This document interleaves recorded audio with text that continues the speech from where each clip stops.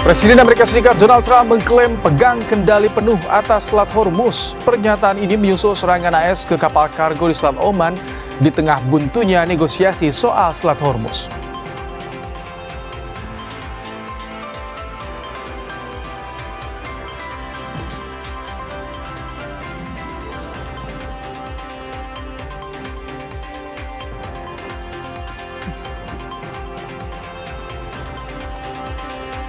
Korps Garda Revolusi Islam Iran memperingatkan kesiapannya untuk memperluas operasi militer langsung ke wilayah musuh.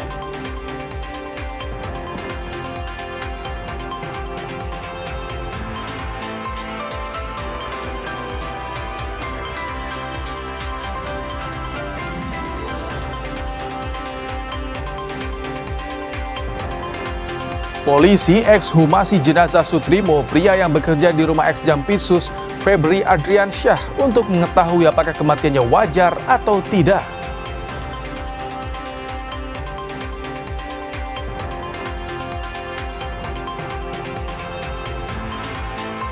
Kebakaran hutan dan lahan di kawasan Bromo meluas. Kebakaran terdeteksi di 5 titik seluas 889 hektar.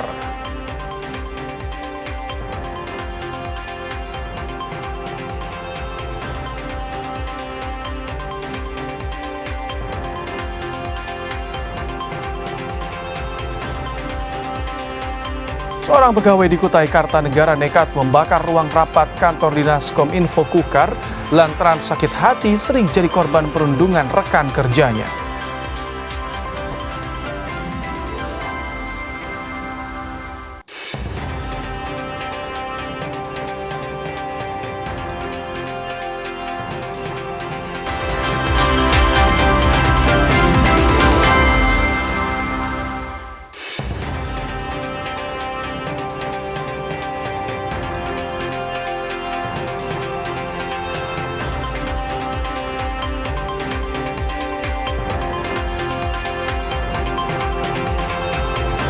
Halo, selamat malam saudara. Anda kembali menyaksikan program Berita Kompas Malam bersama saya Rahmat Ibrahim. Selain 5 informasi tadi, kami juga masih memiliki informasi lainnya untuk menemani malam hari Anda. Dan kita jelang Kompas Malam selengkapnya.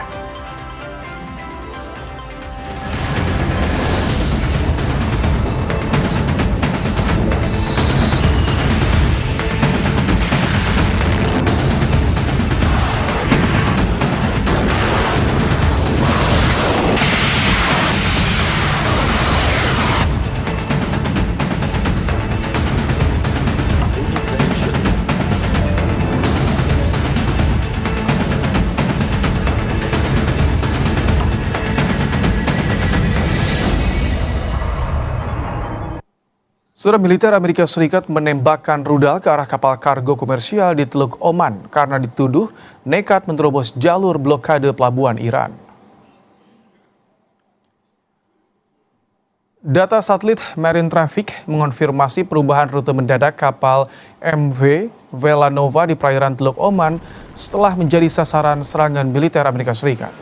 Komando Pusat AS CENTCOM secara konsisten menargetkan kapal-kapal yang menerobos jalur blokade.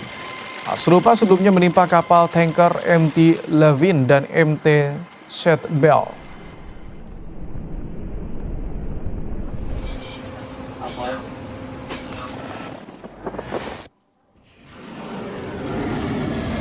Usai serangan AS di Teluk Oman, Presiden Amerika Serikat Donald Trump mengklaim militer Amerika Serikat kini memegang kendali penuh atas Selat Hormuz, jalur logistik minyak paling vital di dunia. Pernyataan itu sekaligus merespons keraguan publik soal diplomasinya dengan Iran.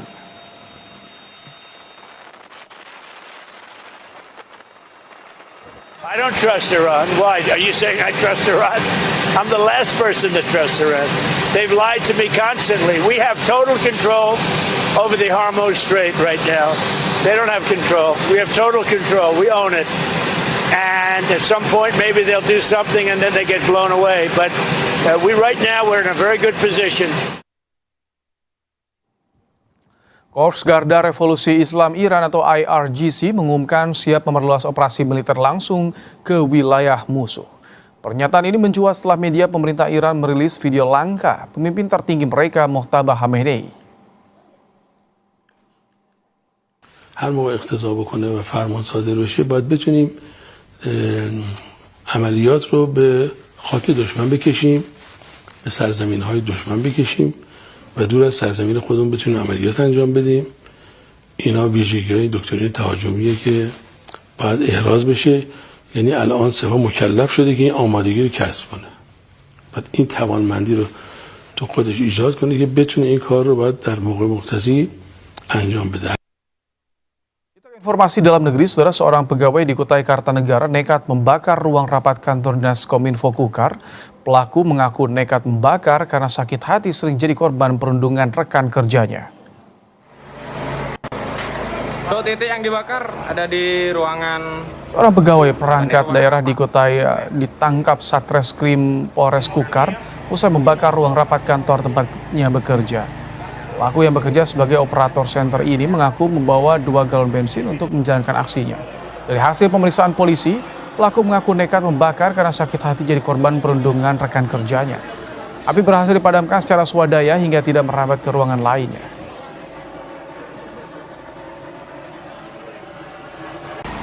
Kebetulan untuk motifnya itu kenapa dia sampai melakukan pembakaran di Diskominfo itu karena merasa kesal dengan di lingkungan Diskominfo lah, karyawan lain, karena dirinya itu sering difoto, terus dijadi masukin grup, dibikin bahan olokan, terus dijadiin stiker, kayak gitulah, dibully lah. Saudara, Korlantas Polri melakukan olah TKP kasus kecelakaan drag race yang menewaskan 8 penonton. Olah TKP menggunakan teknologi traffic accident analysis, diantaranya laser scanner star drone, untuk memetakan kondisi lokasi kecelakaan. Teknologi ini memungkinkan rekonstruksi kondisi lintasan secara digital, termasuk posisi kendaraan, titik benturan, dan lokasi para korban, hingga kecepatan kendaraan.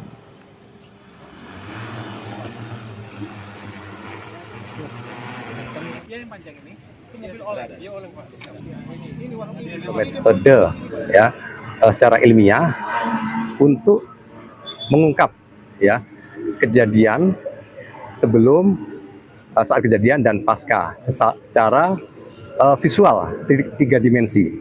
Ini nanti yang hasil yang didapatkannya.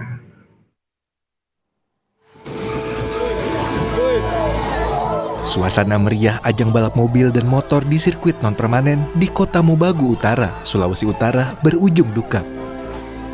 Salah satu mobil pebalap yang melaju kencang tiba-tiba hilang kendali dan menabrak kerumunan penonton saat memasuki area garis finish. 8 orang meninggal dan belasan lainnya terluka. Panitia menegaskan akan bertanggung jawab dan memberikan santunan kepada korban meninggal maupun korban luka.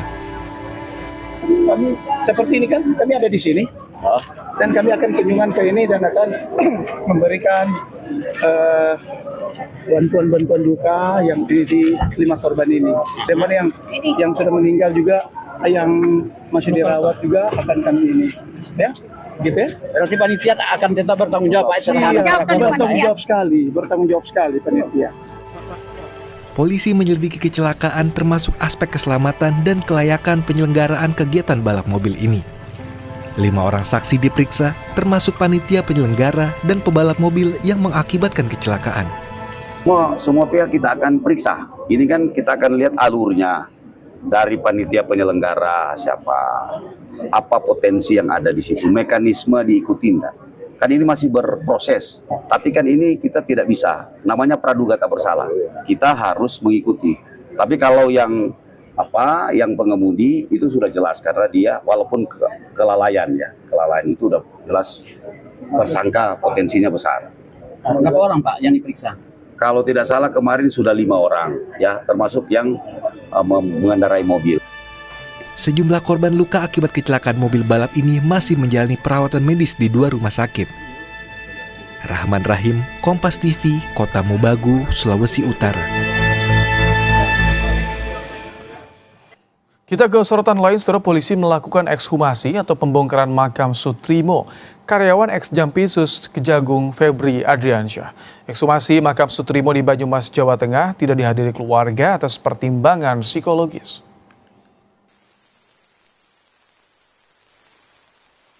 Pembongkaran makam Sutrimo atau ekshumasi dilakukan untuk mencari tahu kematian Sutrimo merupakan kematian natural atau tidak natural.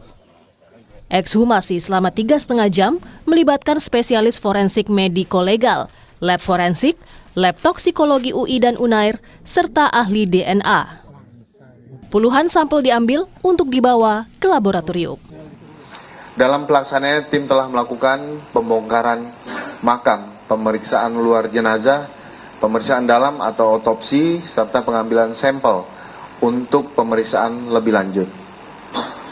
Sampel yang telah diambil selanjutnya akan menjalani pemeriksaan laboratorium, baik melalui laboratorium forensik Polri maupun laboratorium dari unsur akademik ataupun universitas, sesuai bidang keahlian masing-masing, termasuk untuk pemeriksaan toksikologi, DNA, dan jaringan.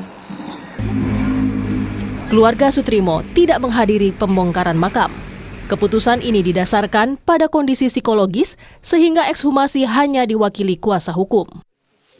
Kuasa hukum keluarga menyebut, secara umum jenazah dalam kondisi baik sehingga memudahkan upaya pencarian penyebab kematian. Tanah juga diambil sampel dan lain-lain. Terakhir saya melihat itu ketika jenazah sudah diangkat. Posisi jenazah saya lihat sih masih dalam bentuk masih terbungkus kain kapan ya. Masalah apakah di dalamnya kayak apa, kita juga akhirnya keluar karena memang itu sudah mulai bekerja mencari sampel-sampel seperti itu. Keluarga ada yang datang? Gak ada. Memang udah keputusan gak tega. Iya, gitu. Terima kasih. Dalam kasus kematian Sutrimo, polisi sudah memeriksa sebanyak 27 saksi, termasuk saksi utama Febrio yang disebut sebagai orang yang mengantar Sutrimo setelah ditemukan tidak sadarkan diri di klinik Kebayoran Baru, Jakarta Selatan. Febrio diketahui merupakan pegawai kejaksaan. Sementara alasan polisi menaikkan kasus Sutrimo dari penyelidikan ke penyidikan karena keluarga melapor polisi dan mengizinkan untuk dilakukan pembongkaran makam almarhum Sutrimo. Tim Liputan, Kompas TV. Setelah Presiden Prabowo Subianto mengirim surat presiden atau surpres ke DPR RI, salah satu surpres adalah pengajuan nama Destri Damayanti untuk menjadi Gubernur Bank Indonesia. Menteri Sekretaris Negara Prasetyo Hadi menyerahkan 3 surat presiden atau surpres kepada pimpinan DPR. Prasetyo menyampaikan surpres calon Gubernur Bank Indonesia yang diserahkan kepada DPR mencantumkan satu nama tunggal, yakni Destri Damayanti. Destri saat ini menjabat sebagai Gubernur sementara Bank Indonesia, sedangkan 2 surpres lainnya berisi calon komisioner OJK dan calon duta besar untuk sejumlah negara.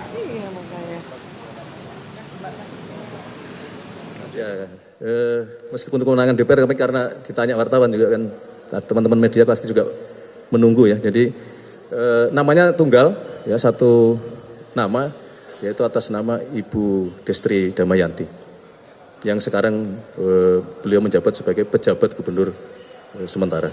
Besok secara resmi pimpinan DPR pasti akan menyampaikan kepada teman-teman media dan kepada masyarakat. Presiden Amerika Serikat Donald Trump mengklaim pegang kendali penuh atas Selat Hormuz usai menembak kapal kargo di Teluk Oman.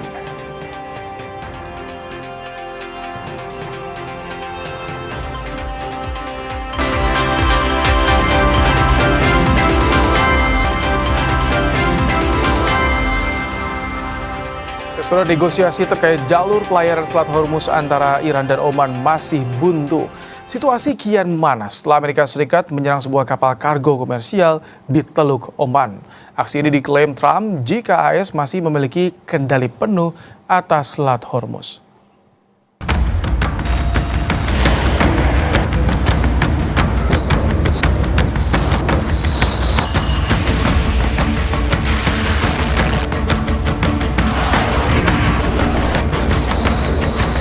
Presiden Amerika Serikat Donald Trump mengklaim militer Amerika Serikat memegang kendali penuh atas Selat Hormuz.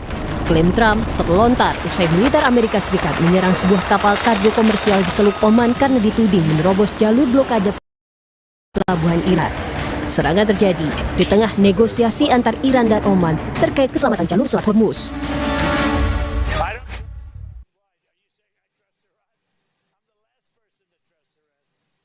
To me constantly. We have total control over the Hormuz Strait right now. They don't have control. We have total control. We own it. And at some point, maybe they'll do something and then they get blown away. Korps Garda Revolusi Islam Iran atau ARGC menyatakan kesiapan penuh pasukannya untuk memperluas operasi militer ke wilayah musuh, termasuk keluar perbatasan negara.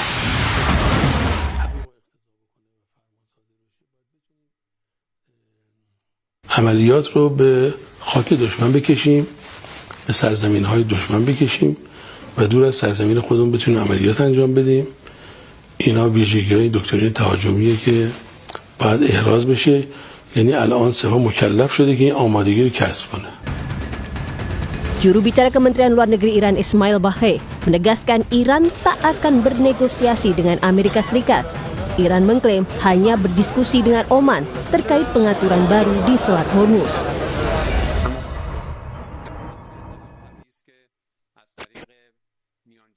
میانجی‌ها صورت بگیره در مورد موضوعات روز، ولی اینکه گام بعدی چه خواهد بود بستگی دارد به شرایط. فعلا ما متمرکزیم بر مذاکرات با عمان برای تعیین تکلیف مسیر تردد کشتیرانی.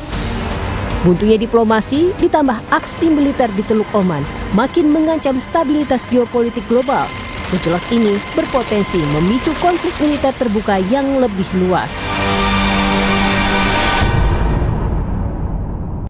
Selat Hormuz masih jadi bola panas perseteruan Amerika Serikat dan Iran. Terbaru, AS menyerang sebuah kapal kargo komersial di Teluk Oman dan Trump klaim memegang kendali penuh atas Selat Hormuz. Benarkah demikian? Kita akan bahas bersama dengan Head of Center of Intermestic and Diplomatic Engagement atau CIDE, Anton Aliabas. Selamat malam, Mas Anton. Malam, Mas Ibrahim. Mas Anton, ini lagi-lagi ada manuver dari Amerika Serikat. Apakah ini akan memperkeruh suasana? Karena kan Iran dan Oman tengah finalisasi kerangka kesepakatan di Selat Hormuz. Ya, Mas Ibrahim. Pertama memang jelas sebenarnya sudah ada progres ya antara Oman dengan Iran gitu. Memang ketika kita bicara tentang insiden ini, lagi-lagi Amerika ingin menunjukkan bahwa masih punya gigi, masih punya kuasa. Walaupun gitu ya, walaupun juga ada sejumlah analisis yang dan juga laporan yang menyebutkan bahwa sebenarnya kemampuan terutama misalnya dari Amerika Serikat ini menurun cukup drastis. Mau Anda bicara tentang rudal Patriot, lalu juga Tomahawk, lalu THAAD gitu misalnya, itu sudah menurun secara signifikan gitu. Jadi tapi Amerika lagi-lagi ingin menunjukkan bahwa mereka masih tetap berdiri gitu. Itu satu. Yang kedua, memang ini menjadi ironis bahwa di satu sisi perundingan sebenarnya dengan Oman itu sudah berjalan cukup baik, tapi nyatanya Amerika melakukan ini. Walaupun juga ada insiden yang seakan-akan agak bersamaan momentumnya gitu di tempat yang lain, di Selat Bab el Mandeb, di mana Houthi juga menyerang kapal kargo yang juga menewaskan salah satunya adalah yang berasal dari WNI gitu. Ini yang memang menjadikan bagaimana nasib dari perundingan ini menjadi semakin tidak jelas. Walaupun saya selalu meyakini bahwa apa yang mereka lakukan ini lagi-lagi untuk menjaga posisi tawar, karena saya misalnya baru saja mendapatkan informasi ini yang masih menunggu kabar dari Pakistan misalnya bahwa sudah ada kesepakatan untuk memperpanjang jeda gitu ya. Jadi pembicaraan tentang MOU ini 60 hari ke depan gitu, karena kan harusnya berakhir tanggal 16, ini kemudian akan diperpanjang 60 hari. Tapi dari pihak Iran sendiri membantah bahwa mereka akan setuju memperpanjang karena mereka tetap menghendaki Amerika untuk memberikan kompensasi gitu. Jadi mereka tetap mengunci bahwa yang namanya kendali Hormuz itu bukan ada di Amerika tapi ada di Iran. Oke. Jadi mereka yang mengizinkan atau tidak mengizinkan. Nah, dengan adanya insiden ini, penyerangan kapal yang dilakukan oleh Amerika Serikat, kapal kargo komersial di Selat Hormuz, akan berdampak langsung tidak pada pembicaraan antara Iran dan Oman nih? Iya, jelas pastinya itu akan, saya melihatnya bahwa ini adalah bagian dari negosiasi. Jangan-jangan misalnya Amerika Serikat tidak serak dengan kemajuan itu, karena bagaimanapun juga kan perundingan dari antara Oman dan Iran mencoba mencari jalan tengah ya, jalan tengah bagaimana kebuntuan ini bisa terurai gitu. Dan itu juga kan diamini oleh negara-negara Teluk yang lainnya. Mereka tetap concern bagaimana kemudian misalnya jalur pelayaran Hormuz ini bisa dibuka. Tapi lagi-lagi Amerika ingin menunjukkan bahwa mereka tetap mencoba punya pengaruh di sini. Gitu. Apakah ini kemudian ingin menegaskan bahwa jangan tinggalkan saya ya, jangan lupakan saya. Toh saya juga dulu punya gitu tawaran 20% gitu kutipan. Nah ini kan kita juga bisa ngelihat bahwa bagaimana memang Amerika selama ini juga memainkan Tapi Mas Anton, sejauh mana sih menurut Anda klaim dari Amerika Serikat yang saat ini sudah memegang kendali penuh Selat Hormuz? Kan mereka bilang angkatan laut mereka sudah disiagakan, sudah menyapu ranjau yang ada di sana. Sejauh mana kalau menurut Anda? Kalau misalnya ada keinginan untuk bahwa perangnya panjang, memang sudah ada indikasi. Satu, bahwa Kemenlu Amerika Serikat sudah menegaskan bahwa pengurangan staf akan tetap dilakukan di kawasan Timur Tengah untuk merespon adanya kemungkinan perpanjangan dari perang ini. Itu satu. Yang kedua, dari sisi Iran sendiri juga sudah bilang bahwa mereka sedang menyiapkan perang ini berlangsung sampai 2029, sampai masa jabatan Trump ini berakhir. Gitu, karena stok gitu ya. Jadi diprediksi stok misal dan juga drone mereka ini sudah mencapai 75% gitu ya. Jadi dan itu juga diamini oleh analisis yang berasal dari Israel misalnya. Jadi bahwa ini bukan hanya gertak sambal dari Iran bahwa terkait atau bluffing dari Iran bahwa terkait mereka memulihkan kekuatan, tapi ternyata dari sisi Israel sendiri juga mengamini bahwa memang ada progres terhadap sana gitu. Jadi bagi saya kalau misalnya apakah mengganggu, ya jelas mengganggu, Mas, gitu ya. Kemudian prediksi perdamaiannya akan menjadi semakin runyam gitu ya. Tapi di sisi lain lagi-lagi kita harus melihat bahwa ini adalah ruang negosiasi. Jadi masing-masing pihak akan mencoba untuk menggunakan tekanan dalam bentuk kekuatan militer untuk menjaga leverage dan untuk memastikan bahwa pihak lawan itu menghendaki juga mencermati apa yang mereka minta. Itu sih saya selalu melihat dalam konteks ini adalah ruang negosiasi, Mas Ibrahim. Tapi mungkin tidak dengan manuver AS ini justru akan memantik untuk kembali terjadi pertempuran jalur udara terjadi di sana. Sejauh ini sih gelagatnya belum ya, karena kalaupun juga misalnya ada beberapa laporan terakhir menyebutkan bahwa kapal perang Amerika Serikat setidaknya disiapkan di sekitar 20 unit untuk di daerah kawasan untuk lagi-lagi untuk merespon itu.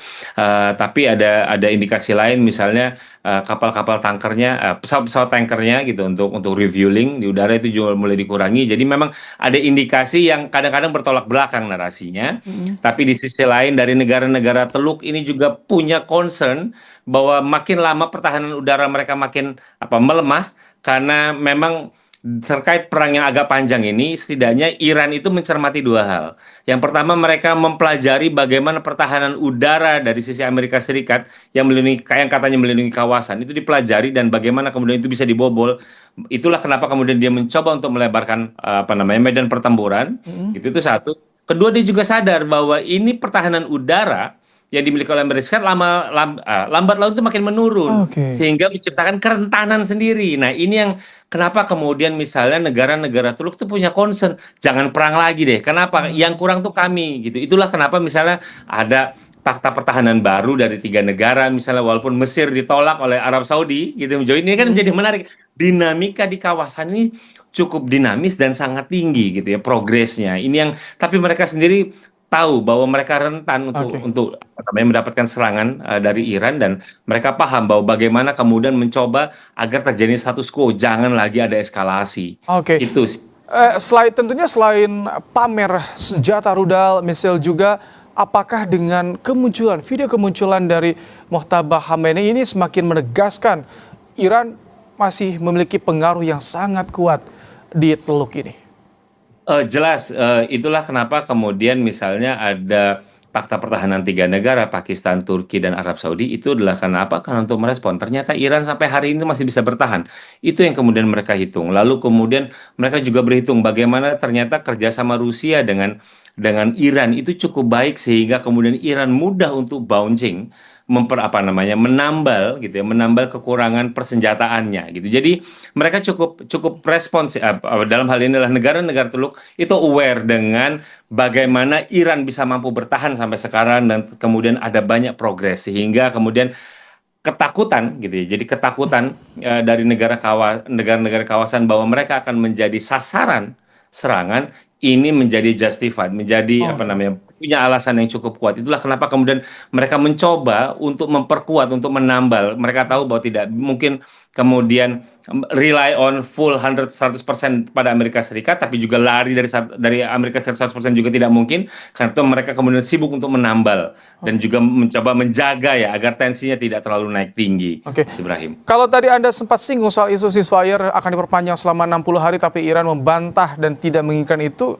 akan mengarah kemana, Mas Anton, perang di Timur Tengah ini? Ya, yang jelas yang agak sengit kali ini gitu ya isunya selain Selat Hormuz adalah bicara tentang kompensasi, karena Iran sebelumnya menuntut angka kompensasi gitu ya, angka kompensasi, sementara kemudian dibalas oleh Amerika Serikat, ya udah saya akan kasih kompensasi, tapi Anda juga memberikan kompensasi gitu. Jadi ini cerita tentang apa kompensasi ini cukup pelik ya, bisa jadi kemudian menciptakan kebuntuan yang lain selain dari bicara tentang Hormuz, lalu frozen asset dan lain-lain. Itulah kenapa kemudian kalau saya melihatnya gelagatnya Iran kemungkinan akan mendahulukan cerita tentang tuntutan frozen asset, jadi unfrozen asset, jadi bagaimana pencairan aset-aset yang dibukukan dan juga pencabutan sanksi sementara seperti misalnya untuk mereka bebas untuk menjual BBM dan lain-lain gitu. Mungkin arahnya pada ke sana ketimbang mereka akan mendahulukan kompensasi ya, tuntutan kompensasi. Tapi apakah itu bisa dipenuhi oleh Amerika Serikat? Kalau misalnya bicara tentang unfrozen asset ataupun pencabutan sanksi sementara, pencabutan sanksi sementara kan pernah dilakukan pada awal-awal ketika pendatangan di Burgenstock ya, jadi sudah pernah lakukan. Kalau bicara tentang unfrozen asset ini yang belum dilakukan, tapi dananya kan sudah tersedia di Qatar misalnya. Jadi bagi saya dua hal itu mungkin gitu ya, mungkin lebih bisa kita lihat progresnya ketimbang bicara tentang dana kompensasi, karena dana kompensasi Amerika Serikat tidak punya pengalaman dan saya melihatnya Amerika tidak akan mau cerita tentang untuk mereka membayar kompensasi, Mas Ibrahim. Karena ini yang dipertaruhkan legacy dari Trump jika memenuhi permintaan Iran ya, Mas Anton.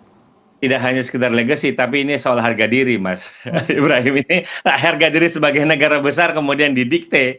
Itu satu. Kedua, nanti akan jadi presiden. Oh, kalau berarti ke depan gitu ya, ke depan tuntutan untuk dana reparasi jangan-jangan nanti akan bisa dilakukan oleh negara-negara lain gitu yang mereka kemudian menghitung dan kemudian menuntut Amerika untuk melakukan hal yang sama, Mas Ibrahim. Jadi Amerika kelihatannya tidak ingin menciptakan presiden, apalagi ya saya kan negara superpower, saya nggak mau didikte oleh negara Iran. Itu Mas Ibrahim. Terima kasih pengamat militer dari Cide, Anton Ali Abbas, untuk pandangannya di program Kompas Malam hari ini. Usai jeda kami kembali dengan informasi kebakaran hutan dan lahan di kawasan Bromo, tepatnya di Bukit Dingli, Pasuruan, Jawa Timur, terus meluas.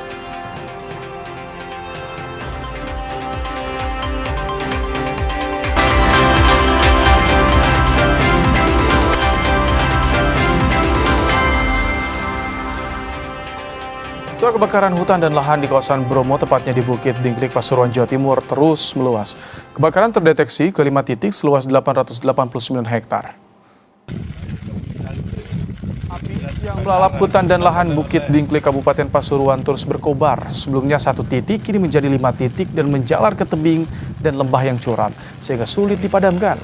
Tugas gabungan berusaha memadamkan api baik lewat skema waterbombing maupun pemadaman jalur darat.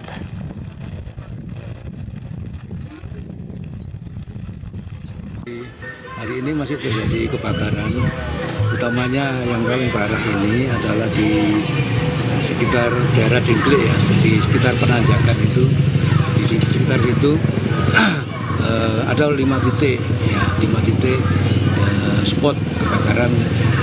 Bagaimana kita dapatkan dari visual dari yang dilakukan oleh waterbombing. Pemadaman kebakaran lahan Gunung Bromo terkendala embusan angin kencang. Api yang menyambar vegetasi kering dan embusan angin kencang mengakibatkan kebakaran cepat meluas. BNPB menargetkan dalam 3 hari ke depan kebakaran lahan dapat dipadamkan.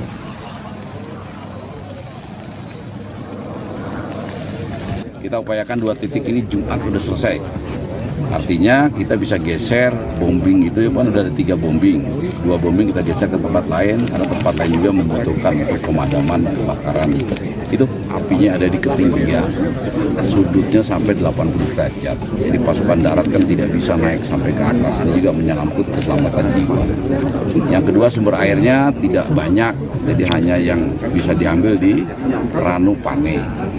Ya, Nah, itu kendalanya itu. Yang ketiga ya kalau yang Kebakaran di Bromo terus meluas, sejumlah skenario pemadaman telah dilakukan mulai dari waterbombing hingga drone water spray. Apa kendala pemadaman lahan Bromo? Kita sudah bersama dengan pilot drone water spray yang juga staf Pusdal Ops BPBD Jawa Timur, Tangguh Edo. Selamat malam Pak Edo. Selamat malam Mas. Pak Edo, bisa diceritakan, jadi bagaimana proses pemadaman dengan drone spray untuk di lahan Gunung Bromo, Pak Edo? Ya Mas, selamat malam, terima kasih kesempatannya. Untuk pemadaman Bromo dengan water spray, kami menggunakan DJI Agres ya Mas ya, yang berkapasitas 100 liter. Dan kami juga mencampur dengan air dan zat khusus untuk memecah api. Jadi untuk mengurangi kapasitas api itu, kami menggunakan campuran tersebut Mas. Jadi dengan harapan dengan campuran itu kami dapat mengurangi dan tidak meluaskan api yang dari Bromo tersebut. Namun ada kendala juga Mas. Ya. Pak Edo, kalau misalkan kita lihat ini ukuran drone-nya memang lebih besar dibandingkan drone-drone pada umumnya untuk kamera ya, untuk monitoring visual udara. Ini tadi apa? 100 liter sekali angkut? Iya. Kapasitasnya. Benar. Jangkauannya 100 liter, Mas. Jangkauannya itu bagaimana, Mas Edo?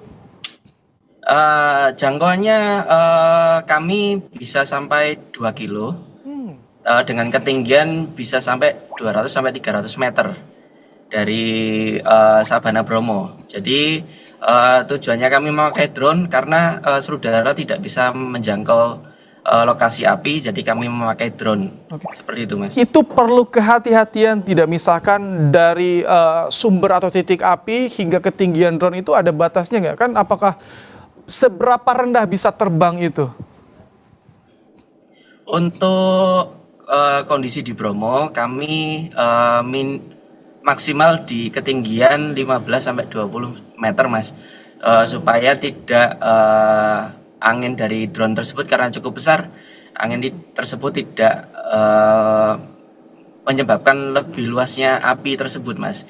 Jadi kami mempunyai batas maksimum untuk drone tersebut untuk saat water spray, seperti itu Mas. Itu untuk keahlian mengoperasikannya, apakah tingkat kesulitannya sama dengan drone untuk kamera monitoring itu, Mas Edo?